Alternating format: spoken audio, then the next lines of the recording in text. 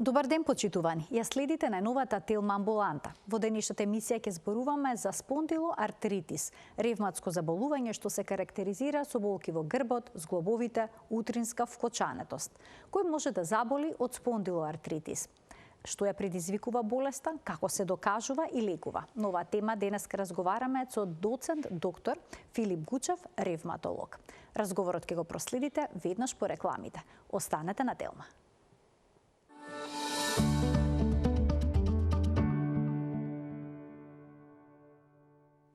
За ревматското заболување, спондилоартритис, денеска зборуваме со доцент доктор Филип Гучев, ревматолог од Универзитетската клиника за ревматологија. Докторе, добре ни дојдовте во студиото на Телма повторно. Благодарам што ме поканивте повторно и навистина ми е мило што сме заедно. Каква болест е спондилоартритисот? Дали е исто што и спондилоза и артритис, како што кажува и самото име? Дали се две болести во едно? Всушност е и не е. Спондилоартритисите се една голема група на заболувања. И добро е што се ставени заедно, бидејќи имаат навистина заеднички карактеристики, али во основа, како што самото име кажува, спондилоза и спондилоартритис се комплетно различни работи. Спондилозата е во основа невоспалителна. Значи, тоа се механички промени кои што треба механички да ги лекуваме и се навистина многу чести. За разлика од тоа, спондилоартритисите, фала Богу, не се толку чести, но сепак има многу илјадници луѓе во нашата држава кои што боледуваат од овие заболувања. Тоа, уште накратко, е група на заболувања. Значи, не е една болест, туку е група на многу сродни заболувања, кои што сите можат да имаат како елементи воспалување на рбетот, кој што е од автоимун аспект. Значи, автоимуно воспалување на рбетот. Автоимуна болест, всушност. Да, ова група ревматска или автоимуна? Ревматско автоимуно заболување. Како што е ревматоидниот артритис, како што е системскиот лупус, како што е системската склероза, ова е една група на заболувања кои што се сродни, но се автоимуни и можат сите да го зафатат и рбетот. И сега, кои делови од рбетот и кои зглобови најчесто се зафатени од овие воспаленија? Да, тоа е навистина специфика. Прво, треба да ги поделиме болестите кои што спаѓаат во оваа група. Значи, прототипот, она кое што повеќето луѓе го знаат, е она кое што го нарекувавме болест на Бехтерев, односно сега анкилозантен спондилитис, и тоа е скоро целосно доминантно заболување на рбетот. Значи, воспалување на рбетот и оваа болест има една карактеристика што ни една друга болест и што ни едно друго воспалување во медицината го нема, а тоа е да воспалувањето доведува до окоштување. Односно, кај некои луѓе, не кај сите, воспалувањето на лигаментите околу першлените доведува до окоштување на овие лигаменти и формирање на она окоштување кое што е карактеристично, кое што за жал имаме видено сите скоро луѓе со ова заболување. Другите болести се псоријатичниот артритис, реактивниот артритис, ентеропатскиот артритис. Сега има и многу подгрупи кои што се ретки тука, како нерадиографски аксијален, не би навлекувал во тоа. Така да, сите овие имаат карактеристики. Покрај зглобовите на рбетот, дали страдат и зглобовите како што се зглобовите на рацете, на прстите? Да, тоа е многу карактеристично. Дури и кај анкилозантниот спондилитис, дури и кај пациентите со анкилозантен спондилитис. Разликуваме дали главно е рбетот, или главно, или и се вклучени и периферните зглобови. Што значи, тоа веќе наликува многу и на овој ревматоиден артритис кај луѓето. Значи, воспалување на шаки, на рамења, на колена, на зглобовите на стопалата и слично. И тоа се лекува различно отколку што би се лекувало, например, директно само воспалението на рбетот. А може ли да се јави утринска вкочанетост? Може апсолутно. Кај сите воспалителни болести многу е специфично утринската вкочанетост. Заради тоа што кога зглобот е воспален, односно кога делот на телото, да кажеме дури припојот или тетивата е воспалена, посебно од автоимуна генеза, или од автоимуна причина, во тој случај тие зглобови, тие делови на телото сакаат движење. И што овие пациенти одмараат, особено кога спиеме, одмараме, тегобите се влошуваат. И заради тоа овие луѓе викаат, нас сабајлето ни е најлошо. Дури има препораки да земаат одредена група на лекови во одреден временски период и пред спиење, за да сабајлето им биде подобро. Кога ќе се раздвижат, обично се подобри. И како изгледа таа утринска вкочанетост? Се смета дека треба утринската вкочанетост да трае барем 30-40 минути, за да биде релевантна, за да биде навистина битна, бидејќи сите сме почувствувале некоја утренска вкочанетост од И сабај. затоа и ве прашувам. Да, Во што да, се разликува од она класична вкочанетост што може некогаш се почувствува наутре? Така е, да.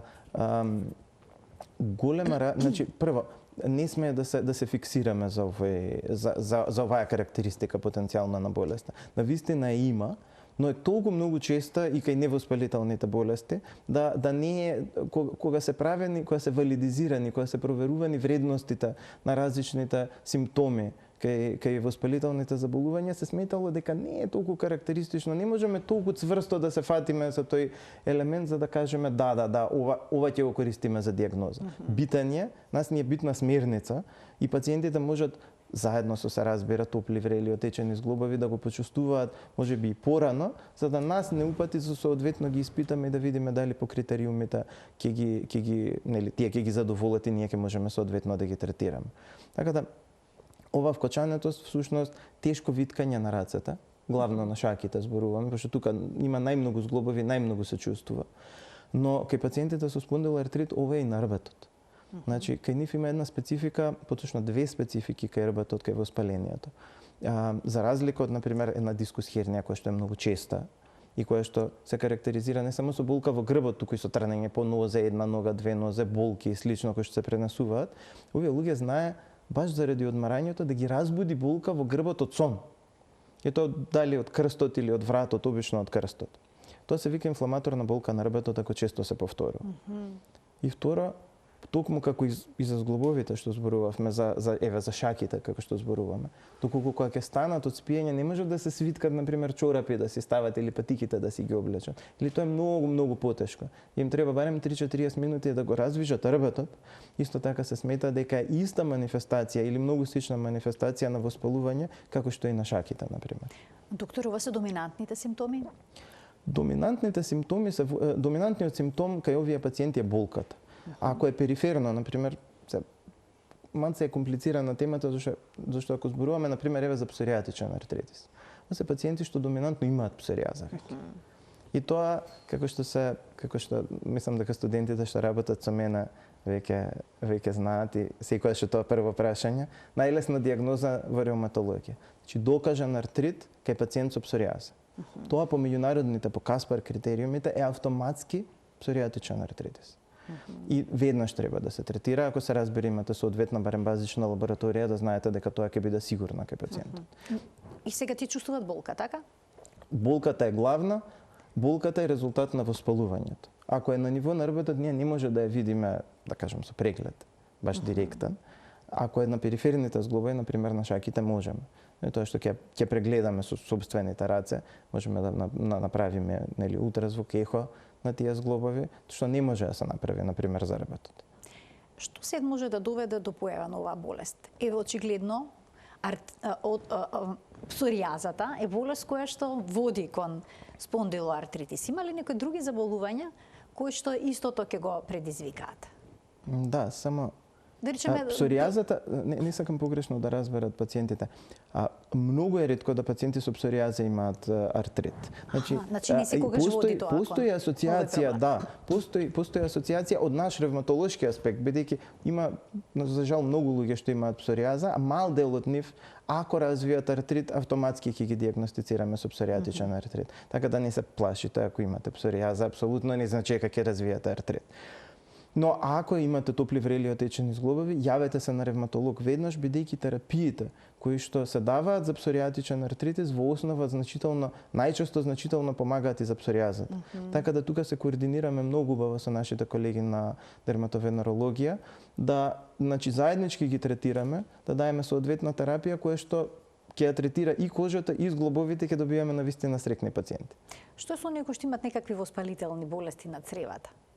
Дали се тие во ризична група? Тоа е навистина голем предизвик и за тука пак соработуваме навистина убаво со колегите од гастроентерологија.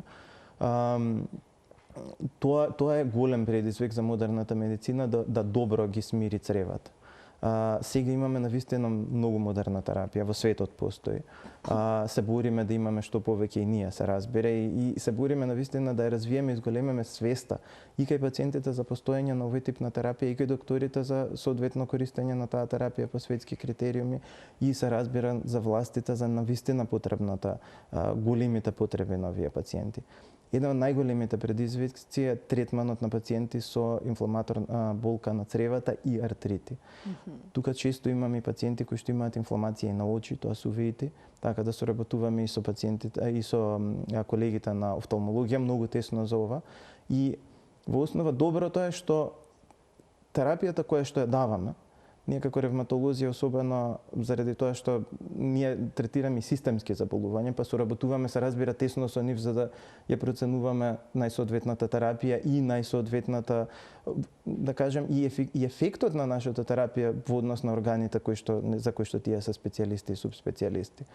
Но голем предизвик е лечењето на пациенти со ентеропатски артрит, особено заради тоа што навистина целиме да ги смириме и цревата, и потенцијално очите доколку постои нешто такво, и се разбира зглобовите, па и некои кожни промени ако треба.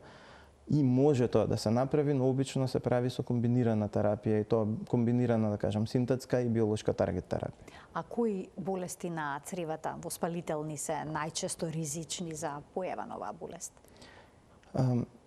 Пак да кажам, тоа се асоциации. Не е дека ако пациентот има, да кажам, кронова болест или уцерозен колитис, има ризик за артрит. Тука ако се јави артрит кај овие пациенти, тоа веќе го викаме ентеропатски артритис. Правени се бројни студии и тука навистина, пак да кажам, толку убаво соработуваме со колегите од гастроентерологија, како и со оние од дермато. Правени се студии кои што покажуваат дека многу висок процент од пациентите со ревматолошки заболувања, без да знаеме, особено од овие пациентите со спондилоартритиси за кои што денеска зборуваме, имаат инфламација на црева која што не секогаш е видлива. Кога колегите наши прават колоноскопии во студиите кога правеле, кога земале биопсии, кога земале парчиња од црево од овие пациенти, за да видат, дури и без видливи макроскопски, значи на око промени, многу често е видена инфламација на тие црева. Тоа се вика микроскопски ентеритис. Така да има се разбира доста висок процент од нив кои што покрај тоа што можеби не сме ги иницијално диагностицирале, зборувам пациенти со спондилоартритиси, имаат, накнадно се докажува дека имаат или кронова болест, некоја полесна форма се разбира, инаку тоа било веројатно и прво што би го откриле, или уцерозен колит, и се разбира заедно со колегите се трудиме да ги смириме и двете болести со што помалце, но поефикасна терапија. Дали наследниот фактор има некаква улога? Семејната предиспозиција во развојот на оваа болест? Има, се смета дека има кај скоро сите автоимуни заболувања, но кај овие болести особено може да е тесно врзано. Особено во фамилии каде што некој од посебно од родителите има уцерозен колит или кронова болест, или некој имал псоријаза. Интересна е генетската асоциација на било кој од овие заболувања. И многу е битен, само што да кажем, и веднаш многу е битен еден ген кај спондилоартритисите, присуството на HLA-B27 е нешто што е дури во диагностички критериуми. Дури да не е за конкретната болест, знаеме дека зборува за обично поагресивна болест и, да кажем, поголема потреба за терапија за да постигнеме ремисија кај овие пациенти. Дали сите пациенти кои што имаат оваа диагноза барате да направат и генетско испитување, односно таа HLA типизација? Сите пациенти со спондилоартритиси веќе почнавме, тука соработуваме одлично со Институтот за имунологија и со трансфузиологија исто така, тие ги прават тие тестови и испраќаме кај нив, тоа се прави еднаш во живот, се разбира генија. Има и приватни лаборатории кои што сега одлично тоа го работат доколку пациентите сакаат, така да имаме веќе ресурси на вистина тоа да го правиме како скрининг еднаш за секој пациент кој што или се сомневаме или е веќе диагностициран. Значи тој резултат е конечен. Тој е конечен. Неменлив. Еднаш тие се гените, знаеме кои се присутен или не е ген. А како изгледа болеста на самиот почеток? Дали се развива споро или пак брзо? Зависи од болест, но генерално еве ако зборуваме за анкилозантниот спондилитис како можда прототип на овие заболувања, проблемот е што посебно ако зборуваме само за проблемите на рбетот, само за спондилитот, односно воспалението на рбетот, се ева доста бавно. Се ева доста бавно и се ева кај многу млади луѓе. Че зборуваме касно тинејџерство и 20 години е некој пик на овие заболувања. За анкилозантен спондилитис дури и кај машки е почест. Што е различно, што е на инверзија во ревматологијата, каде што доминантно е болест кај жените и кај млади жени во основа автоимуните ревматолошки заболувања. Така да се јавува бавно и се смета дека ама растеш, нели, ќе пројде со растење или многу често пак кога ќе се снимаат овие луѓе ќе се најде некоја мала дискус хернија па се припишува сето на тоа. Тоа е така во цел свет. Има студии кои што зборуваат дека во многу напредни здравствени системи треба години за да се дојде до дијагнозата баш заради бавноста на симптомите. Значи од една страна имаме пациент со псоријатичен артрит кој што има воспалени зглобови, има псоријаза и буквално на прво гледање можеби за неколку месеци ќе ја поставите дијагнозата. Но има и таа друга форма. Но има и пациенти кои што со години во извонредно ретки случаи, можеби и со декади се мачеле со својот рбет, за да можеби на рентген се видени тие окоштувања или на рентген се видени уништување на сакроилиакалните зглобови и помислил некој добар радиолог се разбира, можеби овој пациент е за реума и кога ќе ги направиме анализите гледаме дека тоа навистина е спондилоартритис. Има ли некои лабораториски анализи, тестови што се прават преку крвта, кои што укажуваат на оваа болест? Има, но не се толку специфични. HLA-B27, како што рековме, присуството на тој ген не е многу битен. Сам по себе не е битен, да знаете. Има луѓе кои што го имаат, а ние немаат болест. Апсолутно. Значи секој ген, ние сме исполнети со мноштво на гени. Еве сме правеле геномика и пациенти со ретки болести, каде што навистина не може да се дијагностицира. Тогаш што работуваме со генетичари, со имунолози, за да видиме која мутација на кој ген навистина наликува, за кој што се знае до сега, не се сите да кажем дефинирани добро, одговара на тегубите кои што пациентот ги има, за да знаеме како да ги третираме. Така да, кога ќе ги видиме тие гени, знаете дека сите сме мноштво, исполнети со мноштво на гени за болести. И не сме болни и дај Боже да никогаш не бидеме болни. Но појавата на болест зависи од активацијата на ген или серија на гени. А активирањето од што е? Од инфекции многу често, од кои што не може да избегнеме, што е виша сила навистина.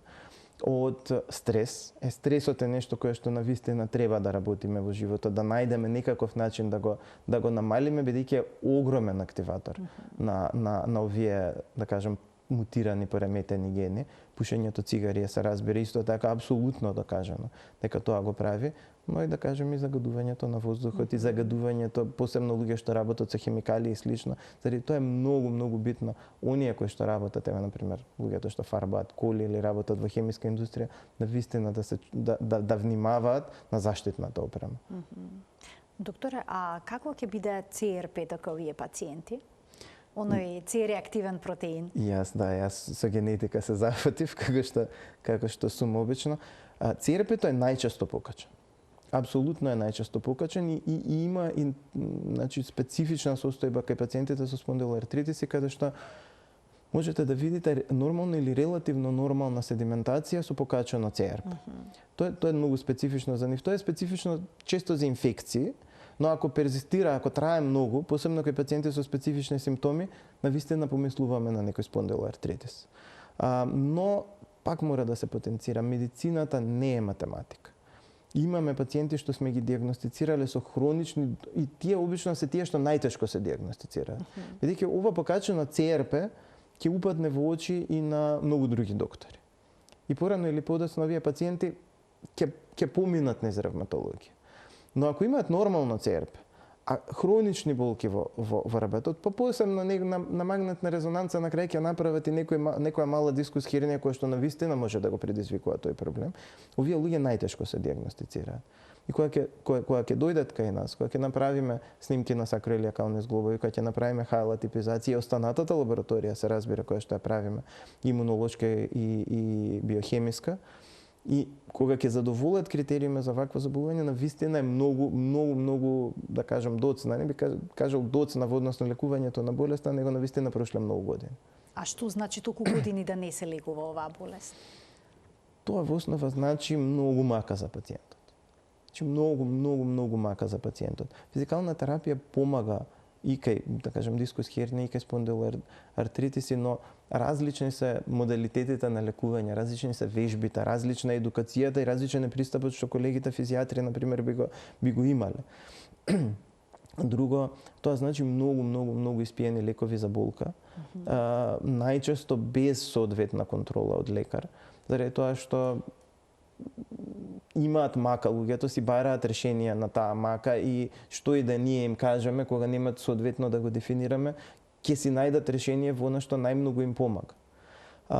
Така да потенцијално оштетено здравје и од тој аспект, потенцијално оштетени фамилиарни и професионални животи заради нецелосна способност да се посветат и дома и на работа. Кога ќе ги диагностицираме? Значи, првата цел е смирување, ремисија на болеста. Така да прво, улетуваме со оние лекови кои што се и подостапни, но и по протокол, тоа што треба да се направи. Потоа се разбира, ескалираме, но скоро секој оваков пациент, иако е голем предизвик во лекувањето, доколку имаме навистина модерниот армаментариум на терапија кој што навистина постои во светот и се повеќе се развива, има многу фантастични нови терапии. Навистина скоро сите треба да се во ремисија, односно треба да се целосно функционални за нормално да живеат. А докторе, со оглед на додека се работи за автоимуна ревматска болест, во позадина стои некој воспаление, постои ли можност само од себе болеста да се повлече? Само од себе да се смири со текот на времето? Може. Доколку воспалението од било која причина едноставно исчезна? Може да се случи тоа се вика спонтанна ремисија. Значи, ние како лекари навистина го немаме луксузот да се надеваме на тоа, бидејќи е навистина многу ретко, но навистина може да се случи. Нашата цел е да воведеме ремисија, да ја смириме болеста и најчесто, потоа имаме тоа што јас го викам сладки разговори со пациентите, кога се подолго време мирни, болеста е мирна, се осеќаат навистина добро и после имаме ние разговори па до кога да пијам, па дали да прекинам. И тоа се навистина убави разговори каде што им потенцираме дека ризикот да болеста се врати кога веќе сме ја смириле е многу висок ако терапијата се прекине. И наоѓаме секогаш нашата работа е да најдеме минимум терапија со кој што пациентот ќе биде долгорочно здрав.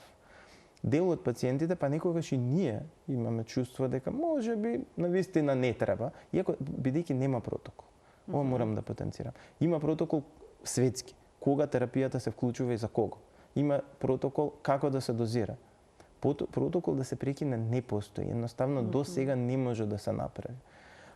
Така да тоа се остава на лекарот и на пациентот во меѓусебен договор во однос на тоа како тие се чувствуваат, потенцијални несакани ефекти кои што би се јавиле во текот на времето, кои што се трудиме да ги избегнеме, се разбира и слично, да ја прекинеме терапијата. Кај најголем дел на луѓето кои што ја прекинуваме терапијата, болеста се враќа на жалост.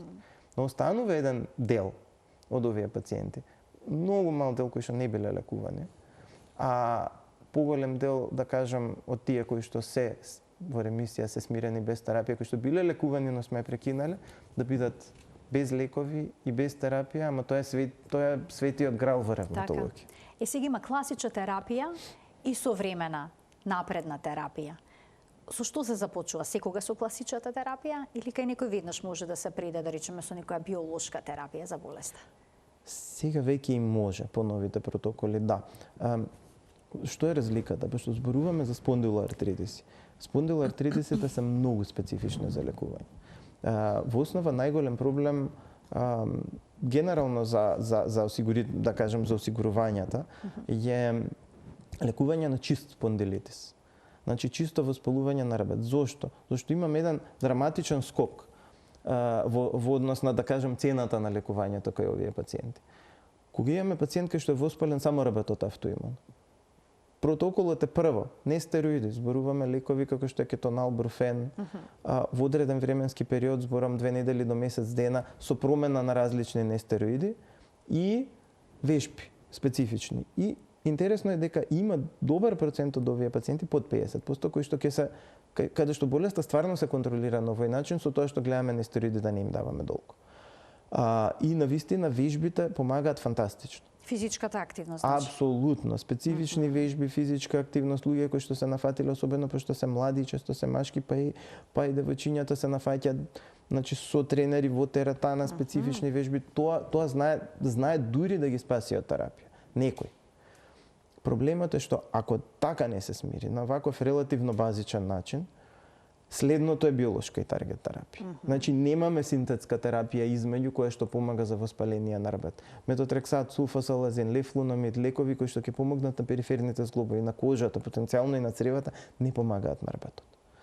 Така да тука имаме скок од, да кажам, вежбање и терапија која што можеме да си ја купиме можда во бензинска станица, до навистина терапија која што да, ама и не треба, искрено верувам, веќе да правиме било каква посебна фама околу биолошка и таргет терапија. Тоа се лекови кои што скоро 40 години стари, кои што се давани, тестирани, више престарени, од кои што се прават и биослични лекови, бидејќи и самите оригинатори, мислам, заштитите на оригинаторите поминуваат.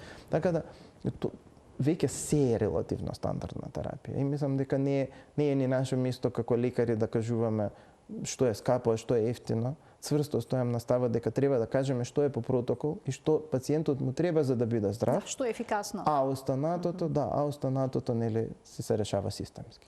Ќе ги вклучиме гледачите од овој момент. Почитувани, емисијата е контактна. Доцент доктор Филип Гучев, ревматолог од Универзитетската клиника за ревматологија, е нашиот гостин во студиото на Тилма. Колкава е ефикасноста од оваа современа терапија, која што се користи со години, споминавте, веќе не е така нова? Така. Прво треба да сме свесни дека оваа терапија што ја даваме кај луѓе кои што ништо друго не помага. Значи немаме друга опција и не ја даваме нели по некоја лично гледање, него ја даваме заради тоа што во светот е докажано дека таа е единствено ефикасна за тоа. И кога ќе постапиме по тој протокол, навистина повеќето пациенти, повеќе од 50% од пациенти влегуваат во ремисија, односно се смирува болест. Пак, ова не е некој толку фантастичен процент која ќе го видиме, бидејќи ни останува дел кој што мора да искомбинираме потенцијално и со друг тип на терапија, се разбира вежбите по време на нестероидните антиинфламаторни лекови ќе ги уклучиме за да ги смириме тегобите и има веќе многу различни типови на биолошка и таргет терапија која што се користи, така да многу е често и е нормално да пациент кој што можеби не одговара во првите 3 до 6 месеци на терапијата што сме ја дале, колку и да е напредна таа терапија, ја смениме со друга, па провериме и трета, тоа во цел свет се работи, се дека не се погоди најсоодветната терапија во однос на ефикасност и сигурност. Кој што ги дава најдобрите резултати. Така е. Имаме гледачи, ќе им дадеме предност. Добар ден. Ало, добар ден. Повелете, во програма сте. Вак, поздрав до докторот. Имам едно прашање. Работи за 39 годишна жена. Последно кога праве, преума факторот беше 60. Некој посебно, да речем, болка околу зглобови, привиткање на рака, пошто добро го слушав докторот сега што говореше, немам. Сега, крајот на годината правев рентген снимка, имаше некои почетни спондилозни промени и некое стеснување на прешленските тела Т5 и Т6. Ми дадоа првично, слушнав и за овие некои автоимуни генетски заболувања, ми дадоа се да направам на хематологија, тоа ќе се исклучи, значи нема ништо хематолошки околу крвта на миелом, лимфом, такви ствари. Сега прашањето ми е, дали со овој реума фактор треба да се обратам на ревматолог, за да продолжам натаму со ревматоидни исследувања. И да му нагласам на докторот дека многу често знае да ми излезе херпес на око. Така. Добро, да немате, докторе, прашање некоја? Не, ви благодарам за вклучувањето во програма. Што кога е покачен риума факторот? Значи, околу 20% зависи од студиите. Од бебињата денеска што се раѓаат, ќе бидат риума фактор позитивни. Правени се многу испитувања, дали е тоа битно. Дури да знаете како се зголемува возрастната група, да кажем, како старееме, така се повеќе ги генерираме, кај све поголем процент од луѓето се јавуваат како риума фактор позитивни. Не значи краток одговор, не значи ништо. Доколку немате тегоби, апсолутно не значи дека имате зголемен ризик, ниту дека имате ревматоиден артритис и нема потреба да си го трошите времето и да доаѓате да проверуваме за тоа. Кога би било битно, ако се појават поголем број на топли, врели, отечени зглобови, ова матичниот лекар, например, би било правилно иницијално да го истретира со неколку инекции, обично ти ја даваат кетонали, дексазони и слично, бидејќи може да ја прекине болеста во самиот почеток и доколку овој прв обид на матичниот лекар е неуспешен за смирување на тегобите, да, тогаш дефинитивно јавете се и потенцирајте го оваа позитивност, ние ќе провериме повторно, но може да не значи многу. Докторе, има потреба од време на време да се проверува овој риума фактор, бидејќи некогаш кога ќе добиеме таков наод, сакаме да видиме дали се смирила состојбата или не. Не? Никогаш не бркајте вредност на антител. Значи, нема, барем во ревматологијата децидно, нема соодветствување, има за анти-ДСД на кај пациенти со лупус, ама тоа е многу тешко да практично се примени, но конкретно во однос на реума факторот, па и повеќето други антитела во ревматологија. Нивната вредност не соодветствува со активноста на болеста. Никаква потреба немате да ги проверувате. Еве пациенти кои доаѓаат на контрола, не им ги бараме, постојано потенцираат дали е зголемен или намален, навистина нема никаква потреба. Најбитно е вие како се чувствувате. Ако е болеста смирена, немате топли, врели, отечени зглобови, имаме смирување на артритот, си ја пиете терапијата и лабораторијата од друг аспект, сигурност, безбедност, воспалување, слично е добра, тоа е се што треба. Да ги слушнеме прашањата и на следните гледачи. Добар ден. Се искочи следниот гледач. Аха, имаме гледач. Добар ден. Добар ден. Повелете, во програма сте. Малку ми касни гласот. Вака, да го поздравам докторот Гучев, јас сум негова пациентка, имам тешка болест, месено-срдено ткиво, не можам кај него да дојдам до термин. Не можете да дојдете до термин, така. А он ме води, имам болка, јака болка, да ќе ме прима да направам ова. Така, ви благодарам за вклучувањето, докторе. Како да се, стандардно прашање, стандардно браќање на гледачите за термин за преглед. Да. Амбулантите се полни на ревматологија и тоа е апсолутно така. За итни случаи, апсолутно за пациенти како пациентката која што можеби долго не била на контрола или не можела да закаже за контрола, имаме приоритет на амбуланта секој работен ден на ревматологија, може да си земе приоритетен упат, таму колегата или колешката која што работи тој ден ќе ја видат, сепак сите сме ревматолози, ќе направиме тоа што треба, па ќе видиме после понатаму што и како треба. Еден апел, не ги пропуштајте контролите доколку не можете да си закажете кај, да кажам, својот лекар. Го разбирам тоа, апсолутно и нас не значи, но сепак луѓе сме, професионалци сме, се трудиме на сите да им обезбедиме максимално добра нега, не си ги пропуштајте. Има луѓе кои што по година дена не направиле контрола, зашто не можеле да се јават кај лекарот како што се лекуваат. Има пациенти кои што буквално можат секој месец или 2 месеци да се закажуваат, буквално како што им кажуваме. Така да многу зависи од вашите лекари конкретно кои што закажуваат, бидејќи ние постојано отвараме термини на вистина има. Но сепак се трудиме сите да ги услужиме, така да не си ги пропуштајте контролите, лабораторијата која што ви е наложена од матичен, направете си, ја ве молам, и доколку гледате дека има проблем со закажување, приоритетен упат, приоритетна амбуланта и ревматолог сигурно ќе ве види. Така, дали имаме уште еден гледач што сака да се вклучи во програма? Се исклучил. Добре, продолжуваме понатаму. Докторе, пред малку споменавте дека е многу важно вежбањето во рамки на терапијата за смирување на симптомите. Дали правите некакви промени и во исхраната на пациентите? Да, например, да се изфрли глутенот, дали тој може би е причинител за некакви воспалителни промени во организмот и слично. Повеќето пациенти изфрлат глутена. Да, глутенот е сега многу популарен. Многу популарен, затоа секогаш има нешто што е популарно. Глутенот значи е поврзан со едно потенцијално цревно заболување, што се вика целијакија, така да доколку луѓето со целијакија апсолутно треба да го избегнуваат, тоа колегите на гастроентерологија најдобро го знаат, но во однос на нашите пациенти апсолутно нема никаква врска со глутенот. Но има врска, ова е нешто што е можеби доста запоставено во ревматологијата, тоа е исхраната. Неодамна ја направена една голема метаанализа и се смеам секогаш дека заклучокот е како да правите разговор со вашата мајка, односно како што не советуваат да јадеме секогаш, а тоа е во основа избегнување прво и основно на рафинирани шеќери. Значи, тортиколачи, пијалоциве што се полни со шеќери, дури 100% наводни сокови се преполни со шеќер, да знаете. Така да, рафинираните шеќери се апсолутно активатори на воспалување. И друго, овие индустријски прженици и трансмасти, тие се навистина активатори на воспалување. Значи, советувате домашно подготвена храна? Апсолутно. Домашно подготвено, апсолутно. Овоше зеленчук колку сакате, уште една работа, млеко и млечни производи немаат никаков научен доказ за поддржување на инфламација кај автоимуни заболувања. Баш напротив, нашите пациенти имаат зголемен ризик за остеопороза. Така да инфламацијата прави зголемен ризик за остеопороза.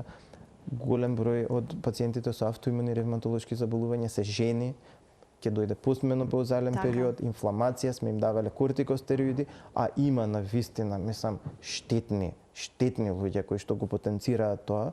И значи овие жени некогаш со години не внесуваат доволно калциум во својата исхрана, па уште дополнително на тоа оној, да кажем, балкански мит на формирање на остеофити и слично и калцификати по телото заради внесување на калциум, постојат светски протоколи како калциум се внесува. Значи тоа е јасно и нема дискусија околу тоа и нема доказ научен за ваквите нешто. Така да со млеко и млечни производи слободно, само не претерувајте со мрсно.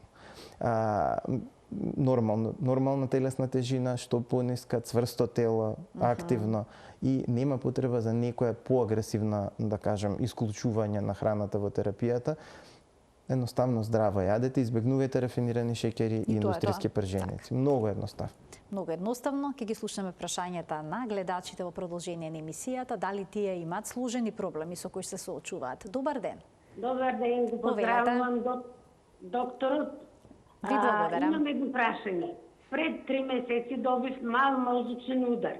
Лежа во болница 9 дена, ме пуштија. И сега одам на 2 месеца на контрола, на десната страна има.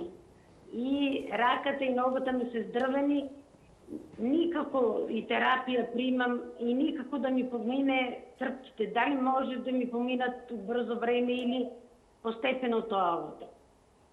Така, ви благодарам за вклучувањето во програма, докторе, што би можеле да советувате? Да, многу постепено оди тој процес. Сепак најбаво да се консултирате за временската рамка со колегите физијатри кои што тоа го работат и неврологот кој што ви е матичен невролог, предпоставувам.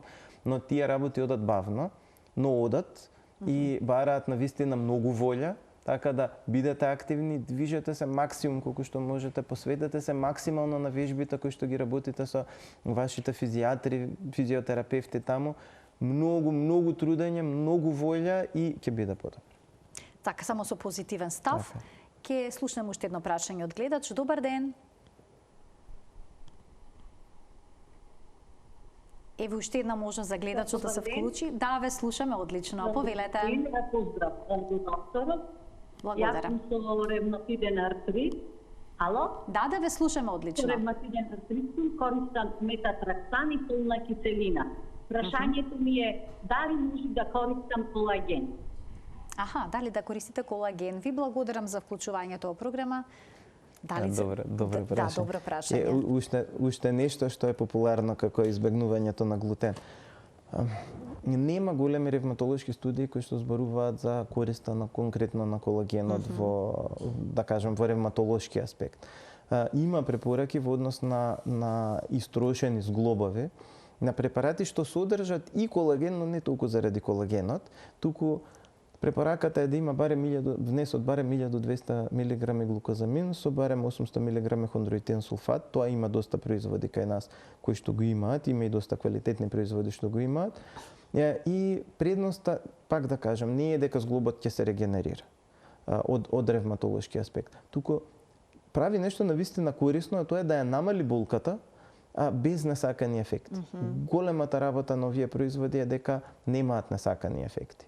А ефектите се обично благи и бара да се пијат подолго време. Препораката е околу 6 месеци. Па ако е добра, нели, пациентите и ќе ги продолжат.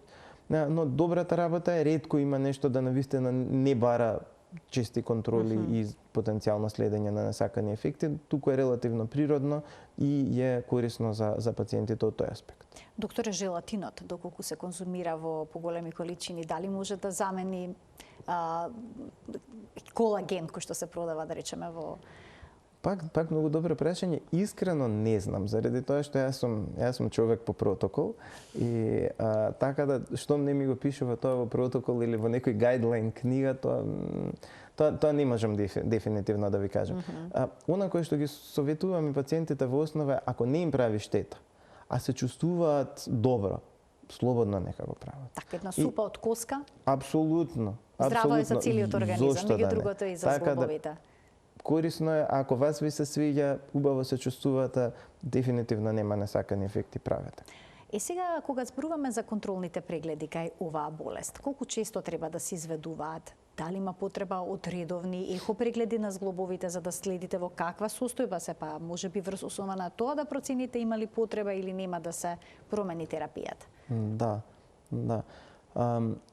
Контролите во ревматологија првично се секогаш почести. Обично дури се чудат пациентите колку се чести, но што значи тоа? Колку често барате да доаѓаат? Најчесто е на пример на 2 недели, најкраток интервал е 2 недели, најчесто ги викаме месечно, ако можеме да ги викаме иницијално, особено првите 2 до 3 месеца, 3 е негде клучно за ревматологија, каде што ќе иститрираме, ќе наместиме поточно дозата на лекот што го даваме, ќе видиме прво дали делува доволно, која е идеалната доза во моментот за пациентот, ќе видиме колку можеме да ги минимизираме примената на кортикостероиди и нестероиди, нели заради потенцијалните насакани ефекти, и ќе видиме првите 3 месеци доколку пациентите месечно немаат со месечни контроли на крвта немаат насакани ефекти, смета дека е многу помал ризикот да и понатаму имаат, па веќе можеме да ги раштркаме лабораториските контроли на барем 3 месеци, пак ова зависи од болеста, ме зборуваме конкретно за спондилоартритисите. Така да, но контролите се извонредно битни. Прво, болестите, ова е сепак системско автоимуно заболување, може да зафати и некој друг орган. Кој орган најчесто страда? Да, ви ги спомнавме очите. Очите, така? Очите, инфламација на очи е доста честа. Кожата се разбира, кожни манифестации се прилично чести. И не треба да заборавиме дека едно автоимуно заболување, особено спондилоартритисите, кога е хронично активно, кога е долго активно, кога е долго несоодветно лекувано, зборуваме години или декади, заради тоа воспалување го зголемува многу ризикот и за инфаркти, за мозочни удари, така да и тука овие луѓе имаат голем проблем. Така да соодветната терапија, соодветното смирување на овие болести навистина ви дава едно целосно поздрав пациент, не само во однос на болката во работот, кое што е, да кажам, прво и основно видливо. А дали болеста секогаш се влошува со годините? Дали може еден пациент со спондилоартритис, да речеме, да заврши во инвалидска количка? За жал може, заради тоа што со искривувањата се преметува статиката, чисто од механички аспекти имаат проблем со зглобовите, особено колкови колена. Кога тие се дополнително и воспалени, многу од нашите пациенти често имаат потреба и од, се разбира, помош од колегите ортопеди кои што имплантираат протези. Така да може, апсолутно, и токму заради тоа е толку есенцијална оваа терапија. Значи, терапијата на овие пациенти, пазете, болеста почнува рано, почнува во најпродуктивен период. Почнува кога може и психички, и физички, буквално професионално од секој аспект да овие луѓе ги уништи. И вие улетувате со терапија која што ги прави функционални, и целиме кон тоа да ги прави комплетно здрави. Имате еден човек кој што има еден навистина скоро, ако не апсолутно целосно нормален живот, а ако не ги третирате соодветно, добивате пациенти кои што се во многу тешка ситуација многу често. Значи со терапија овие пациенти може да имаат сосема нормален живот? Апсолутно. Се разбира, со терапија, ќе има некојаш влошување, ќе се бориме, ќе биеме битка заедно против болеста, со дел од нив ќе биде полесно, но мора да знаеме и мора да го имаме сето тоа што ни треба во рацете за да може да им помогнеме. Докторе, терапијата може да предизвика некакви несакани ефекти или подолга употреба, нетолеранција кон неа? Многу добро прашање. Да, значи во медицината се е баланс. Значи, мора да дефинираме дека не даваме лек на човек кој што не му треба, по меѓународни стандарди. Што значи, имате болест, имате некој хемиски дисбаланс, грубо речено, имунолошки, ви даваме лек кој што е дизајниран специфично за таа работа. Така да, тоа се става на вака. Се смета дека и апсолутно е така, давањето на лек под тие критериуми е за пациентот најдобро. Сега може да има несакани ефекти, се разбира, но со соодветни контроли тие нема да бидат орган или животно загрозувачки. Тоа е главната работа. Ако се заборавиме, ако сметаме, ја доаѓам со години на контрола, нели оно што е класично, и само се гледаме и ништо не се случува, да, најдобри се тие контроли, верувајте, тие контроли сите ги сакаме. И не треба да се заборави сепак да се прават. Дури да не можете да дојдете на ревматолог, лабораторијата што ви ја назначил ревматологот, кај матичен лекар или во приватна лабораторија, направете, нека ја види матичниот лекар или интернист, па ако треба ќе дојдете до кај нас. Сепак таман малку и да го растеретиме системот од, да кажем, едноставните контроли во однос на несакани ефекти. Ако треба нешто дополнително, тука сме. Докторе, чисти се ревматските болести? Имате многу пациенти? Има, нажалост има. Значи, само пациенти со ревматоиден артритис имаме на клиниката регистрирано повеќе од 15.500. Рачунајте... Тоа е навистина голем број. Многу голем број. Да, тоа соодветствува и со бројот, да кажем, процентот во околните држави. Имаме пациентите конкретно со спондилоартритис и дел од нив, да кажем, можда и не ни се откриени. Тука малце не достигаме во однос на процентот, но сепак зборуваме барем околу 20.000 пациенти со автоимуни ревматолошки болести. Така, навистина голем број, на кој што им е потребна и терапија, но и нега и консултации со стручни лица. Јас ви благодарам многу за вашето денешно гостување во Телма амбуланта. Ви благодарам што ме поканевте. Почитувани, тука заокружуваме денешната Телма амбуланта. Ви благодарам за вниманието со кое што не следевте. Ви посакувам пријатен ден и следете нередовно во редовниот термин на емисијата 12 часот и 50 минути.